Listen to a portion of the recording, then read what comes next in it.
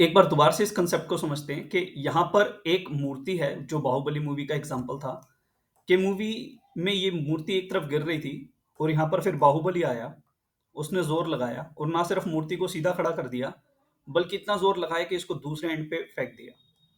तो जब हम अपनी टीम बिल्ड कर रहे होंगे रस्साकशी की, तो ये जो आखिर में बाहुबली है, क्या इसे साथ लेके चलना चाहिए या बाहुबली को इग्नोर कर देना चाहिए? द आंसर इज़ समझदारी इसी में है कि साथ लेके चलो। इसी चीज़ को समझने के लिए एक बार के लिए हम डिमांड ज़ोन ड्रॉ करते हैं। डिमांड ज़ोन के लिए 2 कंपोनेंट चाहिए, एक लेग इन और लेग इन के बाद explosive leg out. Explosive leg out कम से कम ये बेयर मिनिमम रिक्वायरमेंट है हमारे डिमांड ज़ोन की। इससे पहले वाली कैंडल ग्रीन भी हो सकती है और इससे पहले वाली कैंडल रेड भी हो सकती है, उससे हमें कोई एतराज़ नहीं है। तो इस पूरे स्ट्रक्चर को एक बार के लिए कॉपी करते हैं और इसको थोड़ा-सा आगे यहाँ पर पेस्ट कर देते हैं। अब मान लेते हैं इसके अंदर एक विक भी है। इस लेग आउट के अंदर एक विक भी है, जो कि कुछ-कुछ इस तरीके की विक है। सेम विक यहाँ पर ड्रॉ कर देते हैं। और आज हम सारी बात जो करेंगे उसी बाहुबली के ऊपर करेंगे। तो बाहुबली को देखते हैं, समझने की कोशिश करते हैं कि बाहुबली हमें समझ में आते हैं।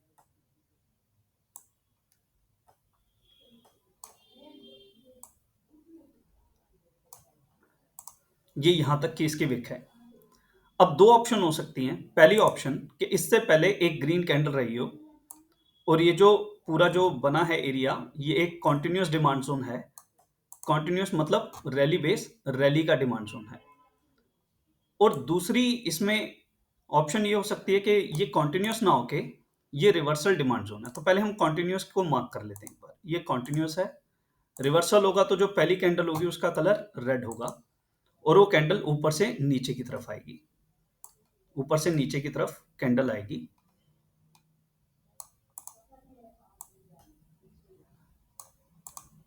कुछ-कुछ इस तरीके से। और आज का जो हमारा टॉपिक है, इस टॉपिक का नाम है एक्सेप्शनल मार्किंग। इस टॉपिक का नाम है एक्सेप्शनल मार्किंग। एक्सेप्शनल मार्किंग मतलब बाहुबली मार्किंग, कि जहां पर हम बाहुबली के सपोर्ट के बिना आगे नहीं चलेंगे। जहां पर हम बाहुबली के सपोर्ट के बिना आगे नहीं चलेंगे। जो पहला हमारा स्ट्रक्चर है, ये है कॉन्टिन्यूअस डिमांड जोन। और ये जो है, ये जो पैटर्न है, ये है रिवर्सल पैटर्न। तो कॉन्टिन्यूअस पैटर्न और रिवर्सल पैटर्न में हमें एक चीज ध्यान रखनी है कि नॉर्मली हम अपना डिमांड जोन कहां मार्क करते हैं? Highest body of base candle and lowest wick of base candle. तो अगर हम इतना ही एरिया मार्क करें और इस एरिया को मार्क करना भूल जाएं जो बाहुबली है, जहां पर प्राइस नीचे तक आई और फिर बाहुबली ने इस प्राइस को एक बड़ा अप मूव दिखाया, तो अगर इसको हम इग्नोर कर दें तो इस बात की क्या प्रोबेबिलिटी है कि हम इस अप मूव को एंजॉय कर पाएंगे जो अभी हमने देखा? The answer is very rare. इसीलिए जब कभी हमें प्रॉक्सिमल लाइन तो हमारी सेम रहेगी, प्रॉक्सिमल लाइन हमारी सेम रहेगी और प्रॉक्सिमल लाइन की डेफिनेशन भी सेम रहेगी। तो प्रॉक्सिमल लाइन की डेफिनेशन क्या है? प्रॉक्सिमल लाइन की डेफिनेशन है highest body of all base candle. तो हाईएस्ट बॉडी ले ली, लेकिन अब की बार जो डिस्टल लाइन है, डिस्टल लाइन लेंगे हम लोएस्ट ऑफ विक ऑब्लिक लेगआउट। लेगआउट और विक में से जिसका विक लोएस्ट होगा हम वो कंसीडर करेंगे। तो इस सिचुएशन में जो लोएस्ट है वो हमारा, जो लोएस्ट है वो हमारा कैंडल का ना होके, बेस कैंडल का ना होके, बल्कि लेगआउट कैंडल का है। तो डिमांड जोन में प्रॉक्सिमल लाइन तो सेम रहेगी, लेकिन डिस्टल लाइन अब की बार हम शिफ्ट करके उसको कहां हम प्लॉट करने वाले हैं? डिस्टल लाइन को हम प्लॉट करने वाले हैं लोएस्ट ऑफ विक या लेगआउट के नीचे। और ये वाली जो थ्योरी है ये कब चलेगी? जब पैटर्न कौन सा होगा? कॉन्टिन्यूअस पैटर्न, यानी कि पैटर्न नंबर 1, कॉन्टिन्यूअस पैटर्न। जब सिचुएशन थोड़ी सी चेंज करके देखते हैं। सिचुएशन थोड़ी सी चेंज करके देखते हैं। ये नॉर्मल सिचुएशन के अंदर हम क्या करते, हम एक हॉरिजॉन्टल लाइन ड्रॉ करते इसकी बॉडी के ऊपर, और उसको हम बोलते कि ये हमारी प्रॉक्सिमल लाइन है, ये हमारी प्रॉक्सिमल लाइन है। प्रॉक्सिमल लाइन यहाँ अभी भी सेम रहेगी। और नॉर्मल सिचुएशन के अंदर ही हम डिस्टल लाइन कहाँ ड्रॉ करते, इसकी विक के नीचे, इसके विक के नीचे, और हम बोलते कि ये हमारी डिस्टल लाइन है।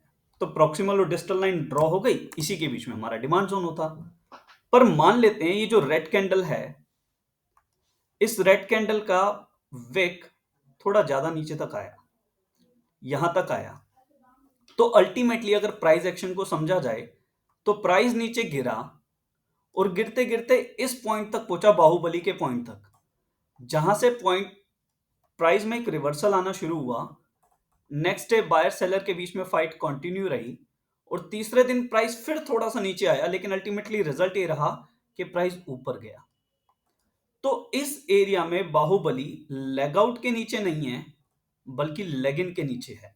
तो जब कभी रिवर्सल पैटर्न होगा, रिवर्सल पैटर्न में एक्सेप्शनल मार्किंग में प्रॉक्सिमल लाइन की डेफिनेशन सेम रहेगी, highest body of base candle. लेकिन डिस्टल लाइन की डेफिनेशन चेंज हो जाएगी, वो क्या होगी, lowest wick of leg in, base या लेग आउट। जिसकी भी लोएस्ट विक होगी हम उसे कंसीडर करेंगे। मान लीजिए अगर ये अभी के लिए हमारा डिमांड जोन यहां तक है, इधर से यहां तक, अगर ग्रीन की विक इससे ज्यादा नीचे होती, मान लेते हैं यहां तक होती, तो हम डिस्टल लाइन यहां पर ड्रॉ कर लेते, अगर ग्रीन की विक यहां तक होती तो। लेकिन क्योंकि रेड की विक यहां तक गिवन है, तो ये हमारी डिस्टल लाइन है और ये हमारी प्रॉक्सिमल लाइन है। क्या ये एक्सेप्शनल मार्किंग आपको समझ में आई, कॉन्टिन्यूस और reversal pattern of demand zone के अंदर? इफ यस तो प्लीज एक बार मैसेज करके कंफर्म करें।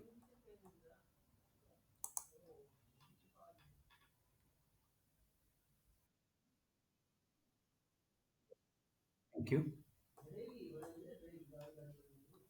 आगे चलते हैं और रिवर्सल मार्किंग ही समझते हैं, ये एक्सेप्शनल मार्किंग ही समझते हैं हम लोग सप्लाई जोन के अंदर, कि सप्लाई जोन में हमें कब एक्सेप्शनल मार्किंग देखनी है।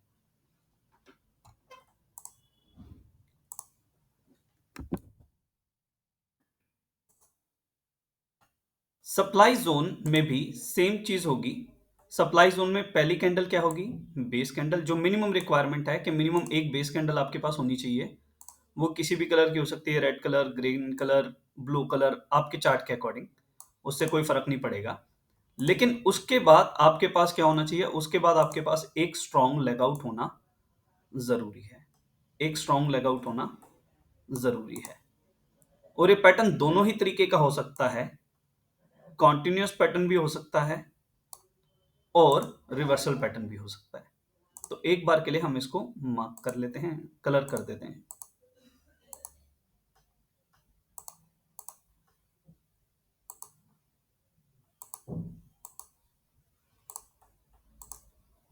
इसको कलर कर दिया और अब इसी को कॉपी कर लेते हैं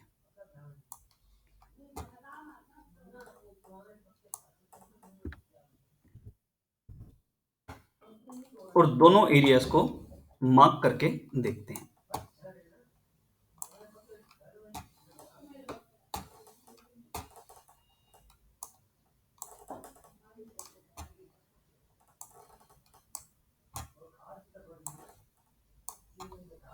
अगर ये कॉन्टिन्यूस पैटर्न है तो इससे पहले की कैंडल का कलर क्या होना चाहिए, लेगिन का colour, that it should be red. और अगर ये रिवर्सल पैटर्न है, अगर ये रिवर्सल पैटर्न है तो इसमें पहले वाली कैंडल का कलर क्या होगा, इंस्टेड ऑफ रेड इसका कलर होगा ग्रीन, ग्रीन।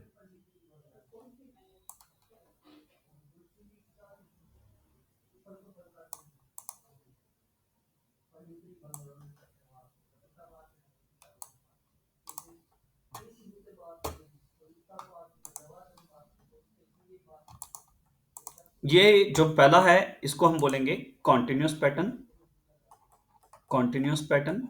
और जो ये दूसरी पिक्चर है, पिक्चर नंबर 2, ये हमारी है reversal pattern.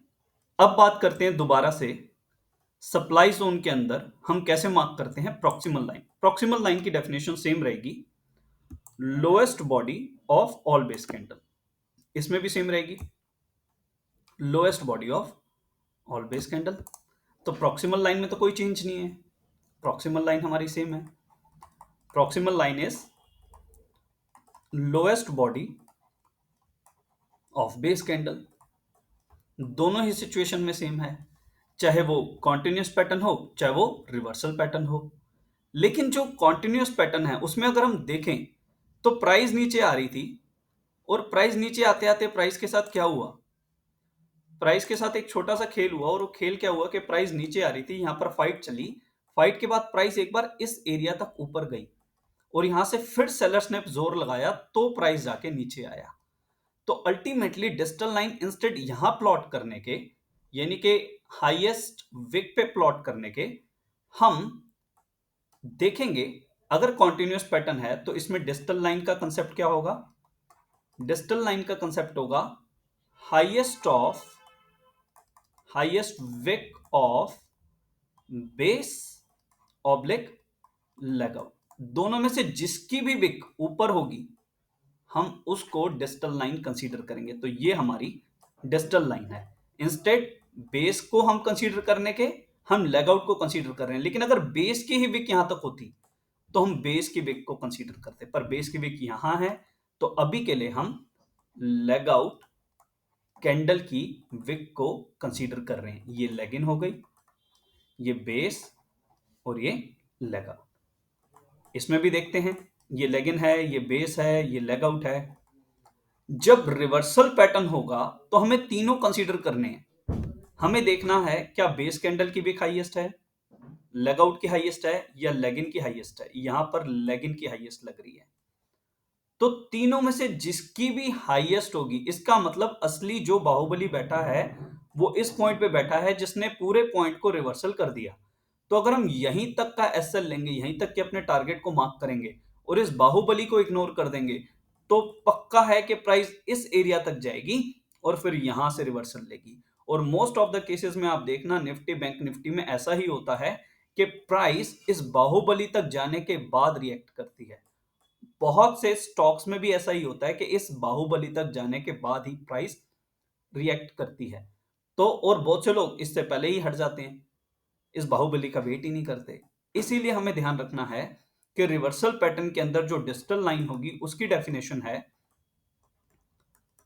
Highest wick of leg in, base या लेग आउट। तीनों में से जिस किसी की भी हाईएस्ट विक हो हमने उसको डिजिटल लाइन कंसीडर करना है, और यहां पर ये रही डिजिटल लाइन। और मार्किंग जो हमें करनी है वो इसी के अकॉर्डिंग करनी है। तो क्या ये दोनों ही तरीके की एक्सेप्शनल मार्किंग हमें समझ में आ रही है? Please confirm.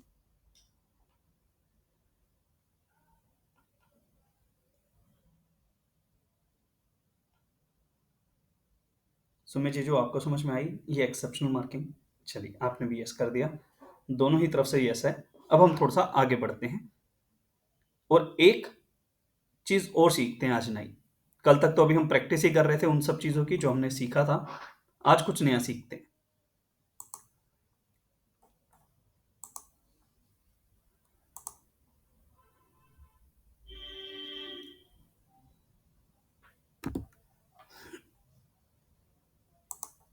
अभी हमने सीखा exceptional marking.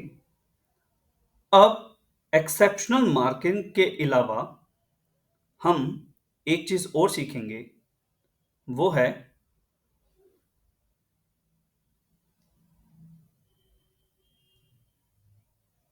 Candlestick breakdown. Candlestick breakdown. तो आइए कैंडलस्टिक ब्रेकडाउन को समझते हैं, उस प्राइस एक्शन और उसकी क्लोजिंग को भी समझते हैं। मैंने आपको बताया था कि जिस कैंडल के अंदर मिनिमम बेस कैंडल होंगी, जिस जोन के अंदर मिनिमम बेस कैंडल होंगी वो एरिया ज्यादा अच्छा होगा। क्यों अच्छा होगा? क्योंकि उस एरिया में फाइट कम हुई है और वहां से प्राइस ने एक अपमूव जल्दी से लिया है। अब दिव्यांश ने एक एरिया मार्क करके भेजा था, या सुमित जी जो आपने भेजा था, जिसमें प्राइस आपको दिखाता हूं कुछ कुछ कैसे काम कर रही थी। एक बार के लिए एग्जांपल के लिए लेते हैं। मान लेते हैं पहली कैंडल जो थी वो रेड कैंडल थी, एक लेगिन। एक बार के लिए सिर्फ एक एग्जांपल के लिए हमने ड्रॉ किया है लेगिन। उसके बाद दो तीन बेस कैंडल थी, एक बेस कैंडल, दूसरी बेस कैंडल,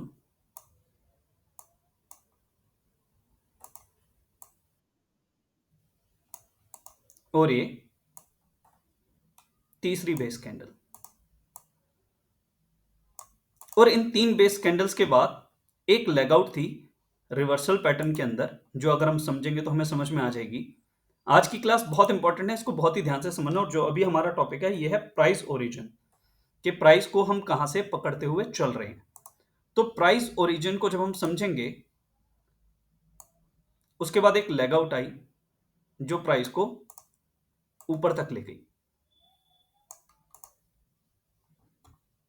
अब मार्क करना चाहें तो एज पर हमारी थ्योरी जो अभी तक हमने सीखा है, हमें प्रॉक्सिमल लाइन कहां मार्क करनी है? हमें प्रॉक्सिमल लाइन जो मार्क करनी है वो highest body of all base candle और lowest wick of all base candle, इस एरिया में मार्क करनी है। लेकिन अगर हमारा डिमांड जोन इतना बड़ा हो जाएगा और हमारा स्टॉप लॉस 50-60 रुपए का हो जाएगा, तो हमारा टारगेट अचीव होने में तो हमें बहुत देर आएगी। इसका कोई लॉजिक नहीं बनता। तो अल्टीमेटली इसके लिए हमें एक चीज समझनी पड़ेगी, that is origin of price, कि प्राइस ओरिजिनेट कहां से हो रहा है, प्राइस चल कहां से रही है। तो अगर आप टेक्निकली समझो तो फाइट भले ही इधर भी हुई, इधर भी हुई, इधर भी हुई, लेकिन अल्टीमेटली प्राइस ने रिवर्सल कहां से लिया? इस एरिया में से। तो इंस्टेड तीनों कैंडल्स को कंसीडर करने के जो लोएस्ट कैंडल है, जो लोएस्ट कैंडल है वही हमें पता चल रहा है कि यही ओरिजिन है प्राइस का। तो इंस्टेड मैं इतने बड़े एरिया को प्ले करूं, अगर मैं छोटे से एरिया को प्ले करूंगा तो मेरा टारगेट भी जल्दी अचीव होगा और मेरे स्टॉप लॉस का भी कम ही जाएगा। तो ओरिजिन पे ही हम बाइंग करेंगे। अभी जैसे दिव्यांश ने भेजा था या जीजू आपने भेजा था जिसमें मल्टीपल बेस कैंडल थी, मल्टीपल बेस कैंडल वाला एरिया मार्क करके भेजा था, शायद आपने भेजा था।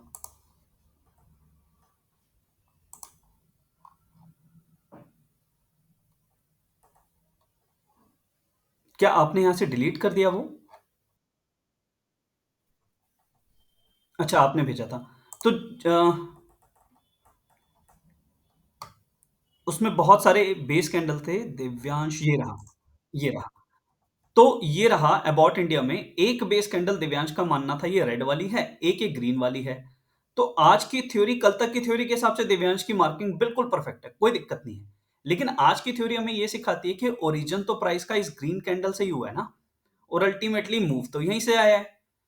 तो यहीं पर ही अपने को डिमांड जोन मार्क करने की जरूरत है। देखो, अभी ना आप सिर्फ इक्विटी में प्ले करना, अभी आप ऑप्शन ट्रेडिंग पे मत जाना।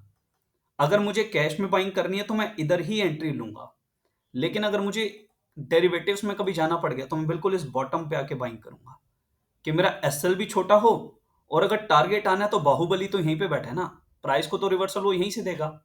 तो मैं बाहुबली के वेट करूंगा, क्योंकि बाहुबली जब आता है और अपनी पूरी पावर लगाता है तो प्राइस नीचे गिरते हुए को भी उठा करके ऊपर ले जाता है।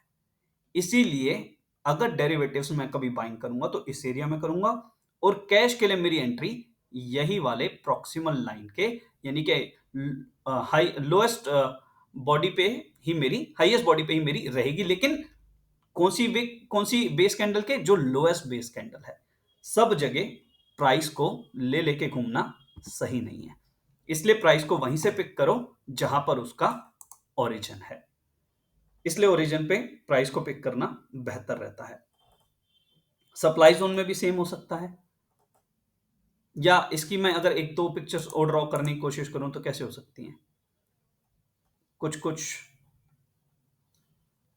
रिवर्सल पैटर्न में ही हमें मैक्सिमम जो है ये इस तरीके के प्राइस ओरिजिन वाले पंगे देखने को मिलते हैं। हालांकि कॉन्टिन्यूस में भी आजकल बहुत देख रहे हैं,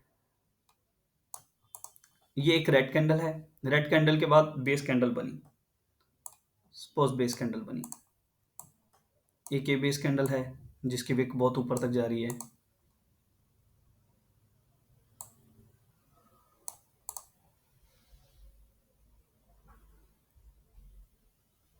एक और बेस कैंडल यहां पर बनी,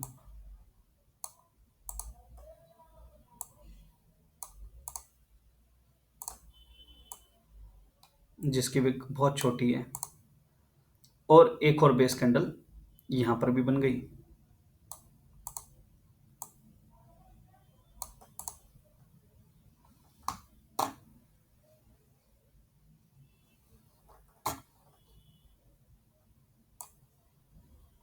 हालांकि ये वाला डिमांड जोन मैंने भी आपको नहीं सिखाया होगा, तो इसको एक बार के लिए हटा देते हैं और यहाँ पर ग्रीन कैंडल ले आते हैं, इसको लेग आउट पे रख देते हैं।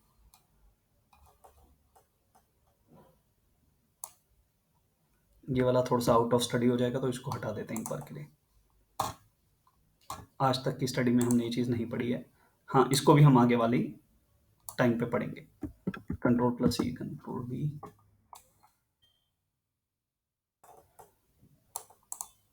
और जो ये वाली कैंडल है, इस कैंडल को हम रिप्लेस कर देते हैं इस ग्रीन कैंडल से।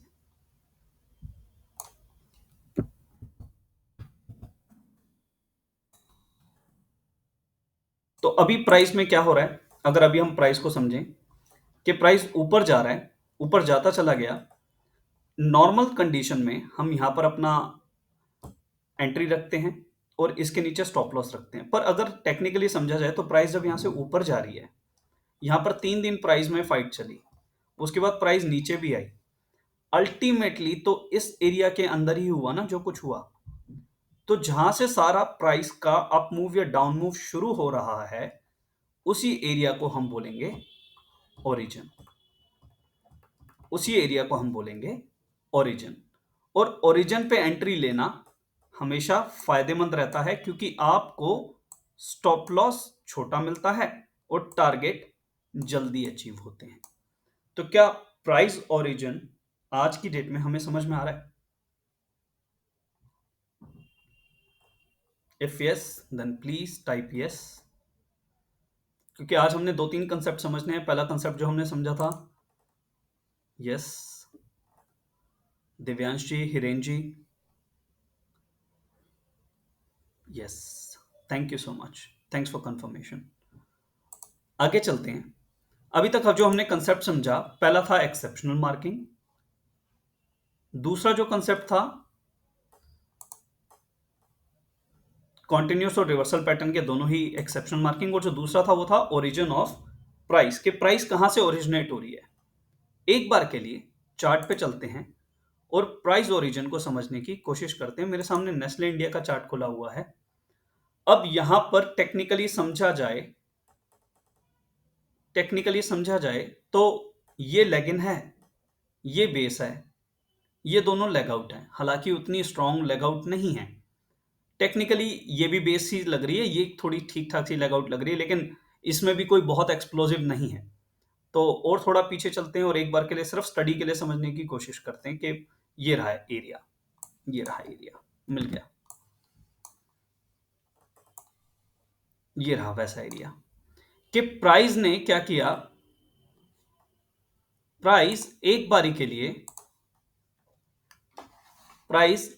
लिए यहां से नीचे आई, इस एरिया तक गई और यहां से पूरा अप मूव दिखाया। हालांकि इसमें कोई बहुत स्ट्रॉन्ग लेग आउट नहीं है, तो मार्क करने के लिए तो यहां तक हमारे पास सारी ही बेस कैंडल हैं, हम इतना बड़ा एरिया मार्क कर लें।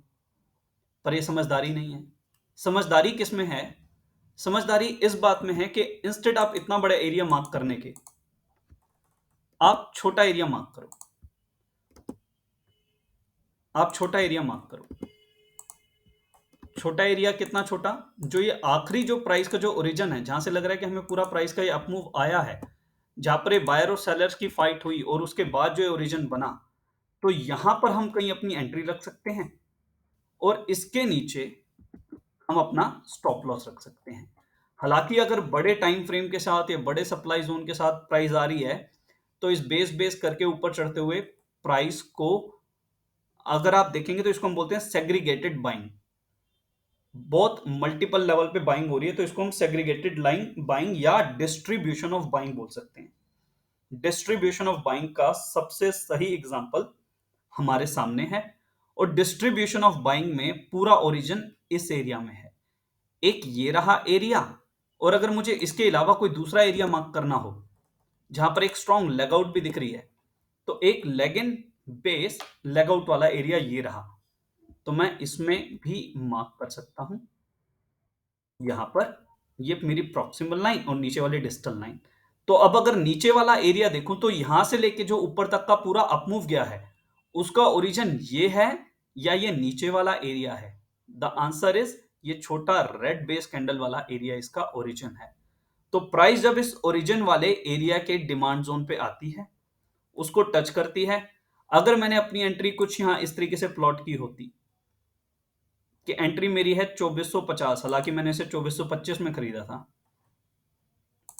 और स्टॉप लॉस मेरा कुछ कुछ यहां होता लगभग 37 रुपए का, तो मेरा टारगेट होना चाहिए था 74 रुपीज का।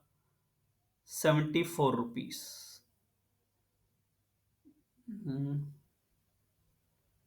74 रुपीज। तो एग्जैक्टली आज मुझे 2:1 देने के बाद यहीं से प्राइस नीचे आई है। तो अगर मैं इस एरिया में बाइंग करता जो ओरिजिन ऑफ प्राइस है, तो मेरे टारगेट अचीव होने की प्रोबेबिलिटी कंपैरेटिवली ज्यादा होती, इंस्टेड अगर मैं ऊपर वाले लेवल्स पे कहीं बाइंग कर रहा हूं। इसी को हम बोलते हैं ओरिजिन ऑफ प्राइस। और जो ये हम देख रहे हैं ये प्राइस धीरे धीरे करके ऊपर चलता जा रहा है, इसे हम बोलेंगे डिस्ट्रीब्यूशन ऑफ बाइंग। और यहां पर जो ये धीरे धीरे करके जो प्राइस नीचे आ रहा है, इसे क्या बोलेंगे? Distribution of selling. मतलब किसी एक एरिया में सेलर नहीं है, थोड़े से यहां हैं, थोड़े से इस एरिया में, थोड़े से इस एरिया में, थोड़े से और नीचे इधर उधर, बहुत सारे एरियाज में सेलर बैठे हैं। तो आप अगर देखें एग्जैक्टली 2:1 देने के बाद प्राइस के साथ फिर ऊपर नीचे गई, और एक बार फिर प्राइस इस एरिया में आई, और अब की बार जो ये बॉटम पे बाहुबली बैठा था 2412 2415 के प्राइस पे, जिसने इस पूरे प्राइस को नीचे से ऊपर तक अप मूव दी थी, जिसको अभी हम डिस्कस कर रहे थे। अभी हमने डिस्कस किया ना एक्सेप्शनल मार्किंग में कि इस बाहुबली को इग्नोर नहीं करना, क्योंकि जब भी कभी रिवर्सल पैटर्न होगा तो जो भी लोएस्ट विक होगी, चाहे वो लेग इन की हो, चाहे वो बेस की हो, चाहे वो लेग आउट की हो, हम उसे कंसीडर करेंगे। सेम वही पिक्चर हमें नेस्ले के इस चार्ट पे दिखती है कि ये लोएस्ट वाले बाहुबली के पास आया, और आने के बाद प्राइस के साथ क्या हुआ? प्राइस ऊपर चला गया। कितना ऊपर चला गया? क्या 2:1 दिया आपकी बार उसने? 2:1 से भी ज्यादा दे दिया। और कहां तक के टारगेट दिए आज उसने? हालांकि मैंने आज इस पे 2647 2627 ऐसे कहीं पे प्रॉफिट बुकिंग की है, यहां कहीं मैंने इसकी प्रॉफिट बुकिंग की है आज। तो मेरे लिए ये ट्रेड कैसी थी? 5:1 की।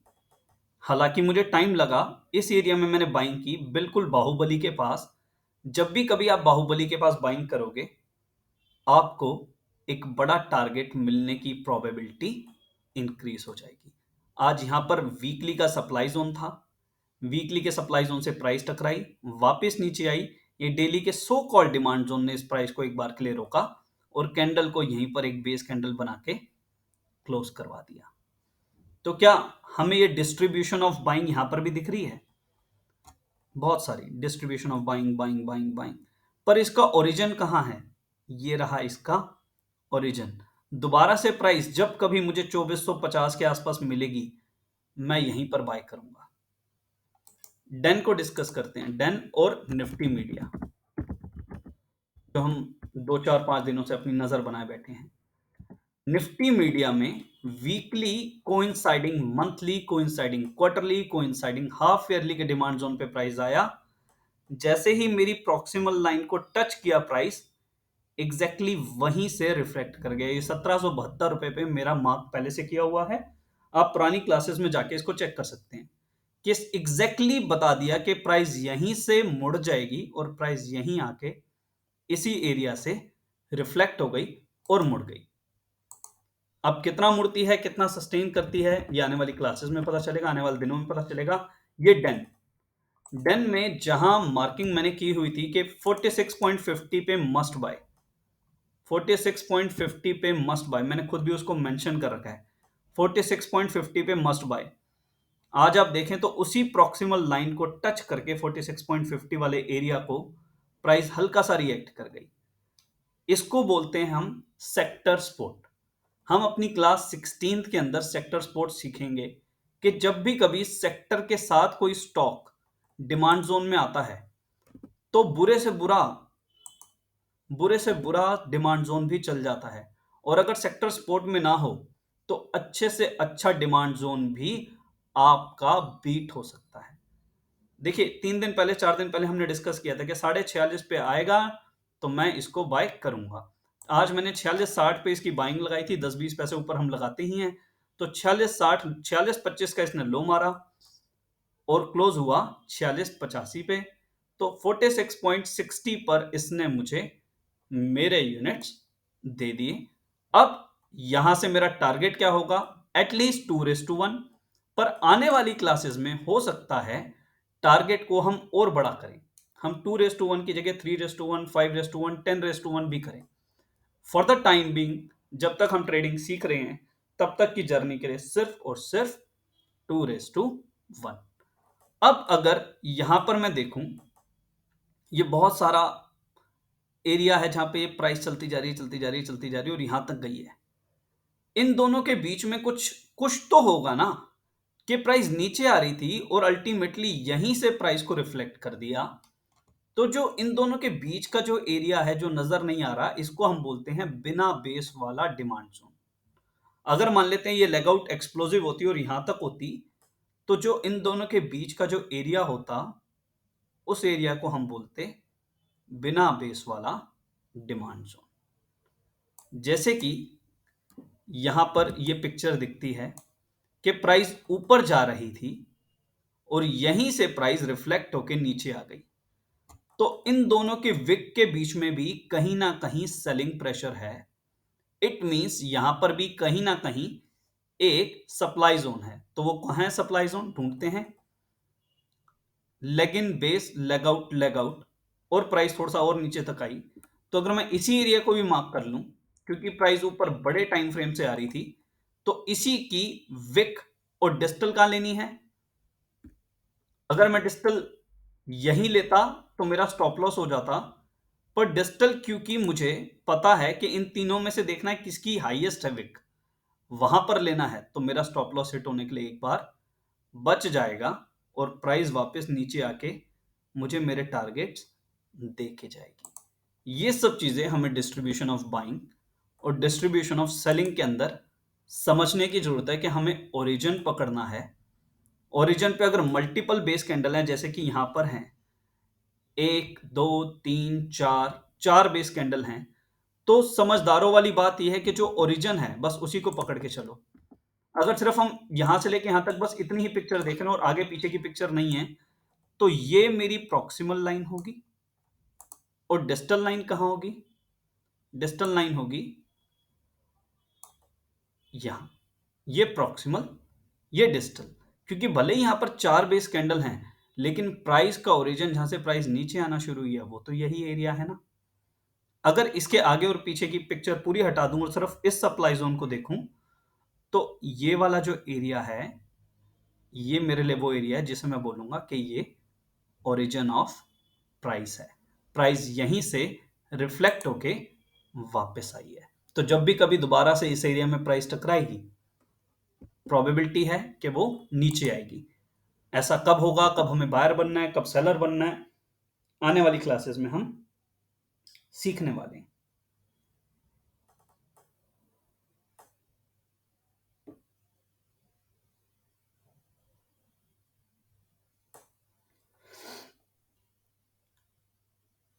Distribution of buying, distribution of selling हमने समझा।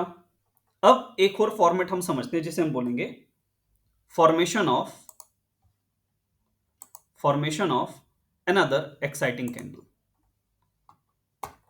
Formation of another exciting candle, इस टॉपिक का नाम है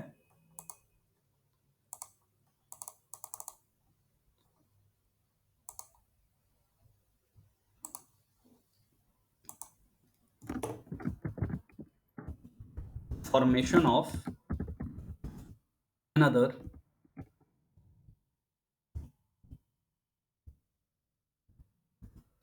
exciting कैंडल। एक और तरीके की एक्साइटिंग कैंडल हम कैसे फाइंड आउट करें, आइए ढूंढने की कोशिश करते हैं। दोनों तरीके के जोन उठा लेते हैं।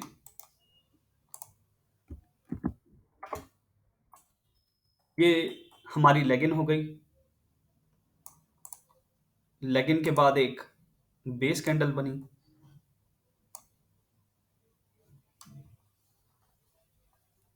बेस कैंडल का कलर कुछ भी हो सकता है,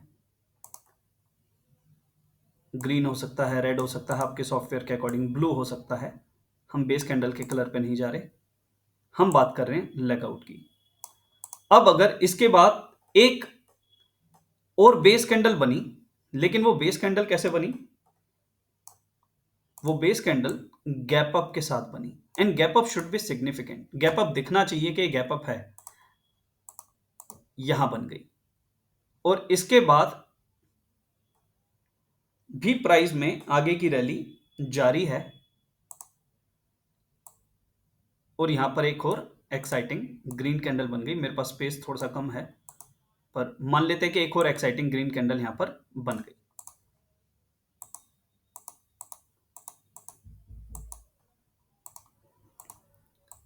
अब टेक्निकली प्राइस में इस एरिया में कुछ तो ऐसा होगा, कुछ तो इतनी जबरदस्त बाइंग रही होगी जिसकी वजह से प्राइस ने एक इतना बड़ा अपमूव दे दिया हमें। और जो प्राइस इस एरिया में क्लोज हो गई थी, वो नेक्स्ट डे इतने बड़े गैप अप के साथ, एक विजिबल गैप अप के साथ यहां पर ओपन हुई। और उसके बाद भी प्राइस कंटिन्यूअसली ऊपर जा रही है। तो टेक्निकली अगर हम मार्क करें कि एक, अगर हम मान लेते हैं कि ये एक एक्साइटिंग कैंडल है और ये एक बेस कैंडल है, तो एक तो डिमांड जोन ये बना, highest body of base candle and lowest wick of base candle. तो ये प्रॉक्सिमल लाइन हो गई, ये हो गई हमारी डिस्टल लाइन। एक ये नीचे वाला एरिया हो गया, ये प्रॉक्सिमल लाइन और ये डिस्टल लाइन। टेक्निकली अगर समझा जाए तो प्राइस ने जब यहां से यहां तक का अप मूव दिया, तो इस एरिया में बहुत ज्यादा बाइंग है जिसकी शुरुआत इस एरिया से हो चुकी है। तो ये अपने आप में एक स्ट्रॉन्ग बाइंग जोन है। भले ही ये बेस कैंडल है, लेकिन क्योंकि ये बेस कैंडल एक बहुत बड़े गैप अप के साथ है, तो जब भी कभी बेस कैंडल गैप अप के साथ बनेगी, हम उस एरिया को भी डिमांड जोन कंसीडर करेंगे। तो ये वाली बेस कैंडल एक गैप अप के साथ बनी है, हम इसे भी डिमांड जोन कंसीडर करेंगे। अब सवाल ये उठता है कि क्या हम एंट्री यहां पर लें या एंट्री यहां पर लें। आप दोनों जगह एंट्री ले सकते हैं, यहां पर भी और यहां पर भी।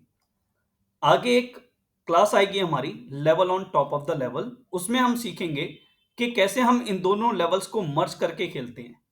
क्या हम एंट्री इधर रखेंगे, क्या इधर रखेंगे, या इन दोनों के बीच में रख देंगे, या एंट्री इधर ही रहेगी और इधर स्टॉप लॉस लेंगे। आज की क्लास पे आते हैं। आज की क्लास का कंक्लूजन क्या है कि आज की क्लास हमें बोलती है ओरिजिन ढूंढो। तो ओरिजिन प्राइस का यही नजर आता है। तो अभी के लिए हम अपनी एंट्री इस वाले एरिया में प्लॉट करेंगे। एंट्री इधर, स्टॉप लॉस डिस्टल लाइन के नीचे, और अगर प्राइस नॉर्मल प्रेशर के साथ आई तो प्रोबेबली यहीं से मुड़ जाएगी। प्रेशर थोड़ा सा हाई हुआ तो इस एरिया में आके मुड़ जाएगी, और अगर मिड प्रेशर हुआ तो हो सकता है इन दोनों के बीच में से ही कहीं प्राइस मूव कर जाए, क्योंकि इन दोनों के बीच में भी बहुत सारे पेंडिंग के ऑर्डर्स होने की प्रोबेबिलिटी है। पर अगर हायर प्रेशर भी है तो हमारे को तो कैसे खेलना है। दो तरीके के ट्रेडर होते हैं, एक होते हैं थोड़े से कंजर्वेटिव, एक होते हैं अग्रेसिव। मैं थोड़ा सा कंजर्वेटिव काइंड ऑफ ट्रेडर हूं, इसीलिए अगर मैं मेरी एंट्री प्लॉट करूंगा तो मैं इस एरिया में प्लॉट करूंगा। मुझे रिस्क रिवॉर्ड रेशियो अच्छा चाहिए तो मैं इसी एरिया में प्लॉट करूंगा। मैं बहुत अग्रेसिव हूं तो मैं ऊपर वाला एरिया भी खेल सकता हूं। पर when to be aggressive and when to be conservative, ये भी हम आने वाली क्लासेस में सीखेंगे कि कब हमें अग्रेसिव होना है और कब हमें कंजर्वेटिव होना है। सेम चीज सप्लाई जोन के साथ भी हो सकती है। सेम चीज सप्लाई जोन के साथ भी हो सकती है कि मान लेते हैं एक पहले आपको लेगिन मिली ग्रीन, फिर आपके पास दो बेस कैंडल बनी, ये बेस कैंडल का कलर कुछ भी हो सकता है, ग्रीन भी हो सकता है, और इस बेस कैंडल का कलर रेड भी हो सकता है।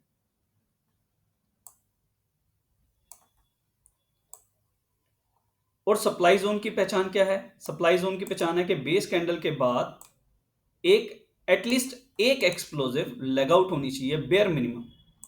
एक से ज्यादा है बहुत अच्छी बात है, लेकिन कम से कम एक एक्सप्लोजिव लेग आउट होनी चाहिए। कल जो हम कवर करेंगे, ध्यान दिलाना, कल क्लास में आते ही हम क्लोजिंग कंसेप्ट कवर करेंगे, जो कि बहुत इंपॉर्टेंट है। पर फिलहाल के लिए हम ओरिजिन की बात करते हैं, सिर्फ और सिर्फ ओरिजिन की बात करते हैं। अगर इस एरिया में समझा जाए तो इस एरिया में भी काइंड ऑफ दो सप्लाई जोन है। एक ये रहा प्रॉक्सिमल लाइन, ये रहा डिस्टल लाइन। इसके बाद प्राइस गैप डाउन खुली, गैप डाउन खुली, बायर सेलर में फाइट चली। अल्टीमेटली कंक्लूजन क्या रहा कि नेक्स्ट डे सेलर जीत गए। तो एक प्रॉक्सिमल लाइन ये रही, एक डिस्टल लाइन ये रही, यानी कि हमारे पास दो सप्लाई जोन है। ये रही डिस्टल लाइन, सॉरी, दो सप्लाई जोन है, supply zone number 1 and supply zone number 2। अगर तो हम अग्रेसिव ट्रेडर हैं या हमारी ट्रेड अग्रेशन वाली है और हमारा सेटअप अग्रेसिव शो कर रहा है, तो हम इसी एरिया में एंट्री ले लेंगे। लेकिन क्योंकि आज हम ओरिजिन के कंसेप्ट को समझ रहे हैं और हमें पता है बाहुबली कहीं ना कहीं यहीं बैठा है, जिसने सारे प्राइस को यहीं से मोड़ा है, तो हम प्राइस को इस एरिया में आने का वेट करेंगे और इस एरिया में आने के बाद यहां कहीं एंट्री लेंगे। इधर स्टॉप लॉस रखते हुए 1:2 का टारगेट लेंगे और 1:2 पे शॉर्ट करके हम प्राइस में से एग्जिट कर जाएंगे। ये है ओरिजिन का सप्लाई जोन। और इससे पहले वाला जो था, ये था ओरिजिन का डिमांड जोन। यहां तक कि क्लास में बहुत सारे कंसेप्ट आज हमने स्टडी किए, एक बार के लिए रिवाइज कर लेते हैं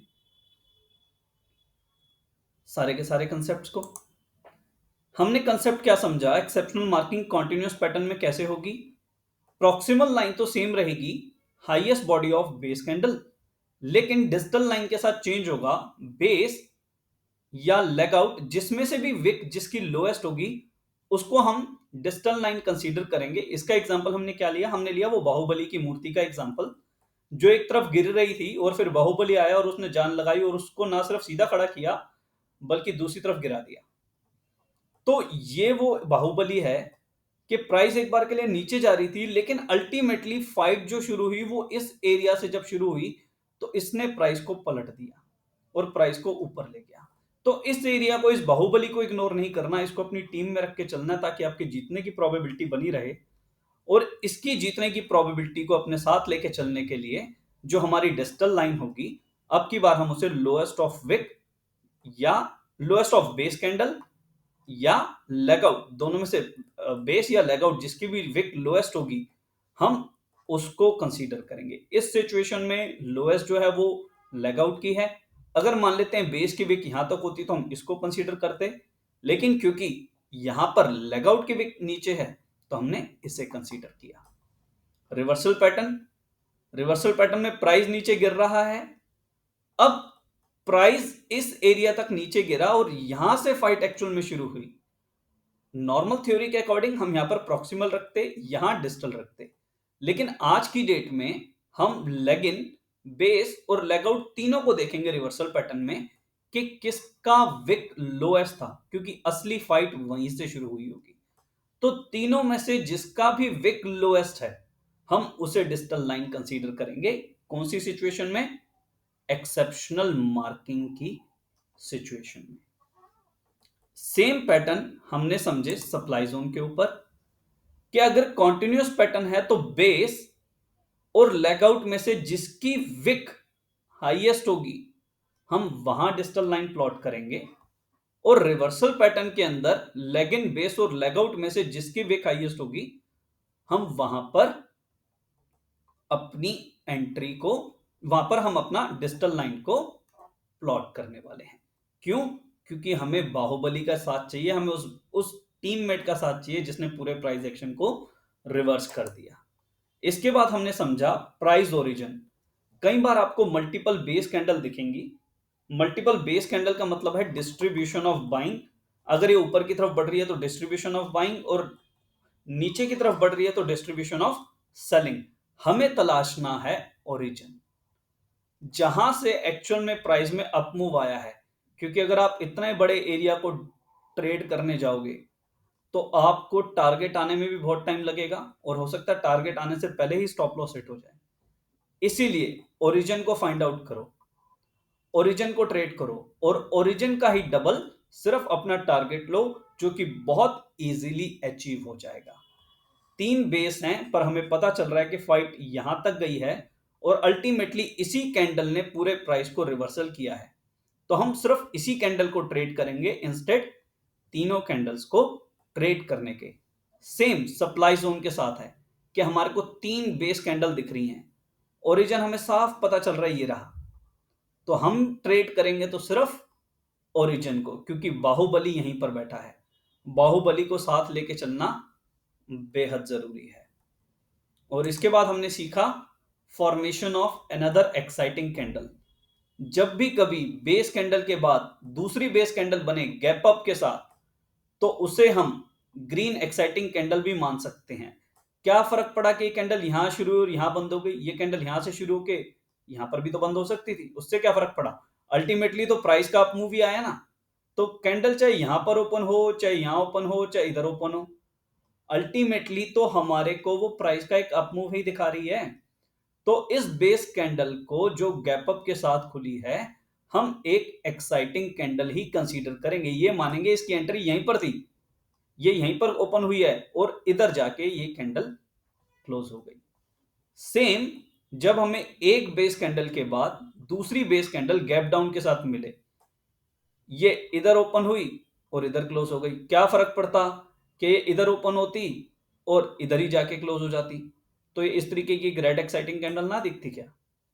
तो हम क्यों इसे रेड एक्साइटिंग ना माने?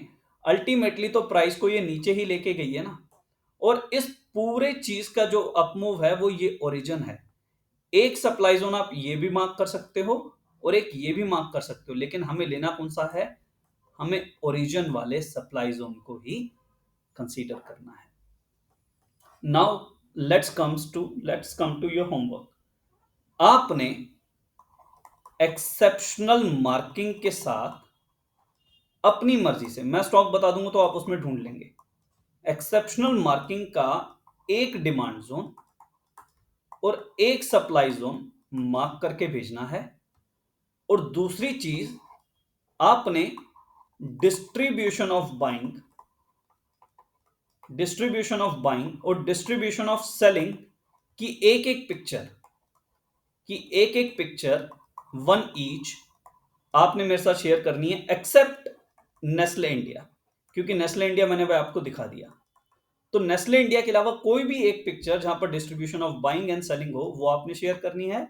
और एक्सेप्शनल मार्किंग के जरिए एक डिमांड जोन और एक सप्लाई जोन किसी भी टाइम फ्रेम पे, डेली, मंथली, वीकली, जो आपको मिले किसी भी स्टॉक में, आपने मार्क करके भेजना है। यहां तक के अगर कुछ भी डाउट्स हैं तो प्लीज आप मेरे से डाउट्स लीजिए।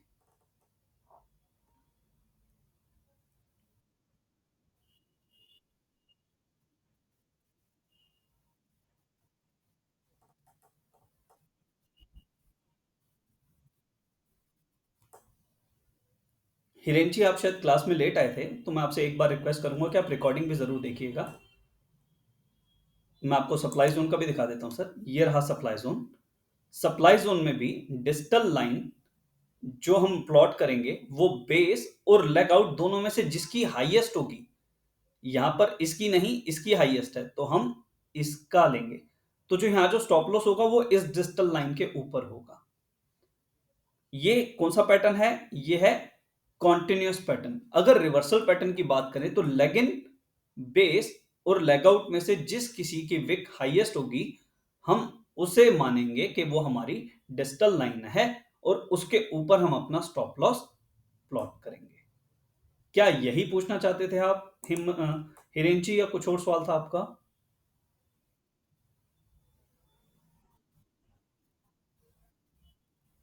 स्टॉप लॉस डिजिटल लाइन के ऊपर। हाँ जी, हाँ जी। टारगेट सर जैसे ये वाला एरिया है, यहाँ पर मैं एक बार के लिए मान लेता हूँ। एक बार के लिए मान लेता हूँ, हालाँकि हमने इसको प्लॉट नहीं करना, हमने इसको टारगेट के तौर पे लेना नहीं है। पर एक बार के लिए मैं इसमें वीकली की पिक्चर ओपन करता हूँ। वीकली पे कुछ अच्छा नहीं दिख रहा। लेग आउट तो है पर लेग इन नहीं दिख रही, मल्टीपल बेस कैंडल है। मंथली पे दिख रहा है leg in, base base base, leg out. तो अगर मुझे ही मंथली पे एंट्री प्लॉट करनी है एक बार के लिए, हालांकि मैं मंथली पे एंट्री प्लॉट नहीं करूंगा, मैं एंट्री प्लॉट डेली पे ही करूंगा। और डेली पे ये एक दिख गया काइंड ऑफ के leg in, base, leg out का एक सप्लाई जोन है। तो अगर मुझे इसमें एंट्री प्लॉट करनी है तो कैसे करूंगा जी? प्रॉक्सिमल लाइन से पहले मेरी एंट्री, प्रॉक्सिमल लाइन लगभग ₹51 है, इससे थोड़ा सा पहले मेरी एंट्री, डिस्टल लाइन के थोड़ा सा ऊपर मेरा स्टॉप लॉस। डिस्टल लाइन कहां होगी जी? Highest wick of base candle, इसके थोड़ा सा ऊपर ₹53.50 पे। और मेरा टारगेट क्या होगा? 2:1, इसका डबल। 2.35 का डबल कितना होता है? लगभग ₹4, ₹4.5 के आसपास, 4.75, 4.65, 4.70 जो भी बनेगा। तो ये 2:1 का एग्जैक्ट ट्रेड बन गया। पर इस स्टॉक में मुझे सेलर नहीं होना है, इस डेन नेटवर्क के स्टॉक में मुझे बायर ही होना है। अब कब बायर होना है, कब सेलर होना है, ये हम आने वाली क्लासेस में सीखने वाले हैं। तो मैं यहां पर अपना माल बेच सकता हूं, शॉर्ट सेलिंग इसको बोलते हैं। हालांकि अभी हमें शॉर्ट सेलिंग हमारे ट्रेड सेटअप के अकॉर्डिंग अलाउड नहीं है। और हम कोशिश करेंगे जो भी हम ट्रेड ढूंढें उसमें हम बायर बने इंस्टेड सेलर। क्योंकि सेलर बनने के लिए हमारे पास ट्रेड को होल्ड करने का टाइम नहीं होता, हमें सेम डे ट्रेड में से एग्जिट करना पड़ता है before the end of the day. तो अगर before the end of the day आपको टारगेट नहीं मिला तो आप उसे होल्ड नहीं कर सकते, आपको पोजीशन स्क्वायर ऑफ करनी ही पड़ेगी। पुट या फ्यूचर वो अभी हमने सीखा नहीं है, तो उसको भूल जाएं। और तीसरी चीज, कॉल, अगर अगर मैं बायर बन रहा हूं तो बायर में मेरे पास अपॉर्चुनिटी क्या, आज मेरे पास ₹45.5 में, ₹46 में डेन की बाइंग हो गई थी। अब मैं इसे कितने मर्जी टाइम तक होल्ड करके रख सकता हूं, 1 हफ्ता, 2 हफ्ता, 3 हफ्ता, जब तक मेरा टारगेट न अचीव हो जाए। जिस दिन मेरा टारगेट अचीव हो जाएगा मैं इसे सेल ऑफ कर दूंगा। तो क्या आपको मेरी बात समझ लगी सर? जो मैं बताना चाह रहा हूं कि अभी हमें सप्लाई जोन के थ्रू नहीं ट्रेड करना, पर मार्क करना आना चाहिए।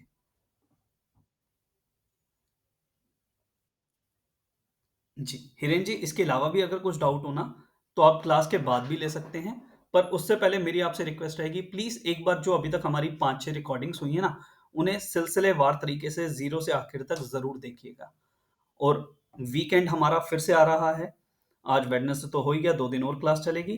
तो 2 दिन बाद जितनी भी क्लासेस हुई हैं, उनके प्लीज़ नोट्स बनाइए आप सभी। आप तीनों बहुत अच्छे से क्लासेस को अटेंड कर रहे हैं। गीतिका भी हैं, वो भी अच्छे से क्लासेस को अटेंड कर रही हैं और समझ रही हैं। तो नोट्स बना के एक बार जब आप शेयर करेंगे, तो उसमें कहीं अगर मिस्टेक होगी, कुछ एरर होगा, तो हम आपस में डिस्कस कर पाएँगे। प्लीज़ वो नोट हाथों से बनाइएगा, पावर पॉइंट या कंप्यूटर पे नहीं। हाथों से नोटबुक के ऊपर बनाइएगा। अगर राइटिंग का इश्यू हो तो आप कंप्यूटर का इस्तेमाल कर सकते हैं। यहां तक सर कुछ डाउट?